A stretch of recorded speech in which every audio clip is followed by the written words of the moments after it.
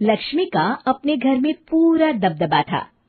Hitler की तरह वो सारा काम अपने पति और बेटे से करवाती। धीरे धीरे उसके पति की तबीयत खराब रहने लगी। सुनो जी, अब आप बुजुर्ग हो गए हो, काम में भी अब हाथ आपके फुर्ती से नहीं चलते। अरे भाग्यवान, भगवान से डर।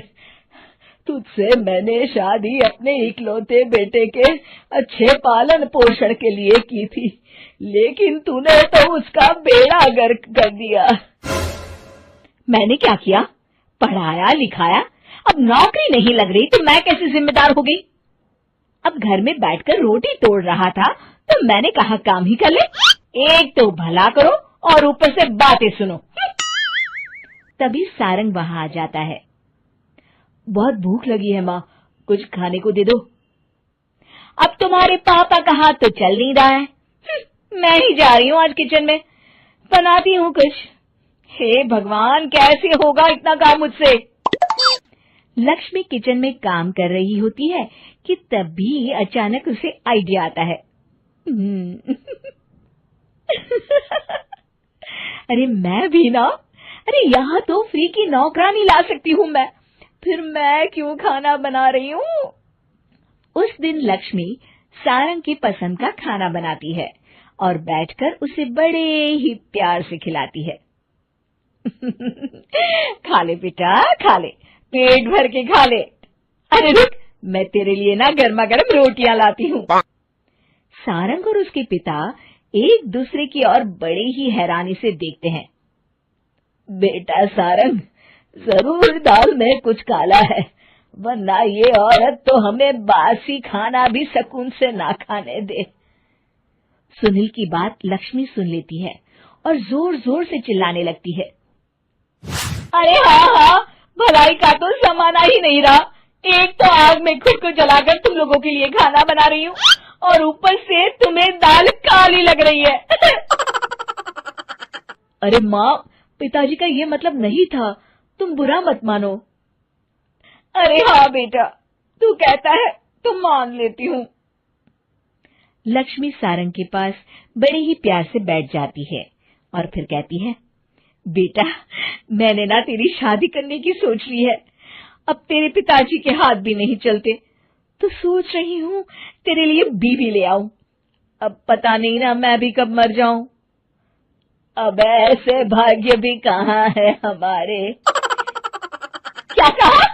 अरे हाँ, तुम तो चाहते ही हो कि मैं मर जाऊं, लेकिन मैं अपनी प्यारी बहू का चेहरा देखे बिना नहीं मरूंगी। हाँ माँ, शादी तो मैं कर लूं, लेकिन मैं नौकरी नहीं करता, फिर कोई क्यों देगा मुझे अपनी बेटी?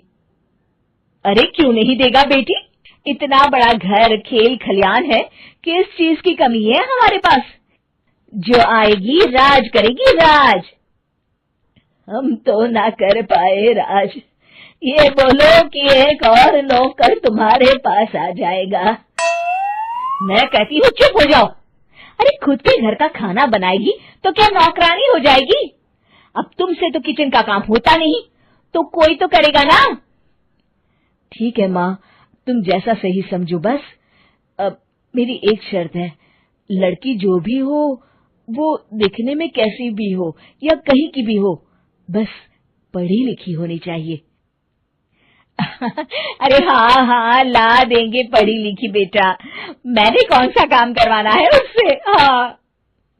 और फिर एक दिन पास के गांव की ही रति से सारंग की शादी हो जाती है। रति दिखने में बहुत ही सुंदर थी, साथ ही साथ काफी पढ़ी लिखी थी। रति को लक्ष्मी के सौतेले होने की बात पता नहीं थी। शुरू में जब रति ने सारंग को घर का काम करते देखा तो हैरान रह गई।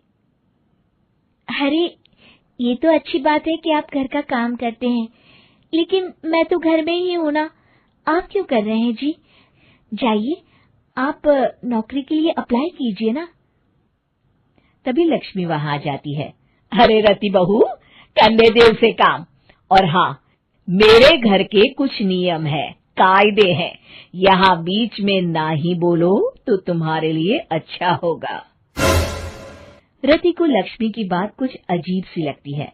वो समझ नहीं पाती है कि वो ऐसा व्यवहार क्यों कर रही है, लेकिन उसे लक्ष्मी के सौतेले होने के बारे में कुछ पता नहीं चलता है। फिर एक दिन तो हद ही हो जाती है।